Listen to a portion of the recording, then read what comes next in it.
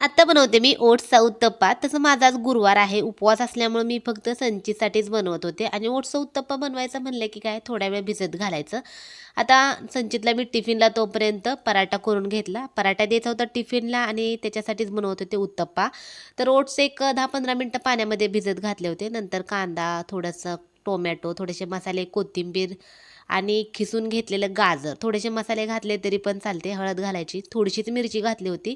नीट व्यवस्थित सगळं मिक्स करून घ्यायचं आणि तवा पण तोपर्यंत आपलं पराठा मी केला होता त्यामुळे छान गुळगुळीत तेलाने झाला होता आणि तवा कसा नॉनस्टिकचा पॅन असलेला बरा माझ्याकडे नव्हता म्हणून मी पहिला पराठा करून घेतला. पराठा केला की कसं एकदम छान तवा सेट होतोय आणि तुपात केला तरी चालतोय, तेलामध्ये केला तरी चालते. मी पराठा तुपातला केला होता आणि हा उत्तप्पा आहे तर नाश्त्यासाठी बनवते मी. तर इथं बघू शकता थोडंसं झाकण लावायचं आणि असे पलटी करून घ्यायची आणि छान लालसर असा आपला उत्तप्पा तयार झाला.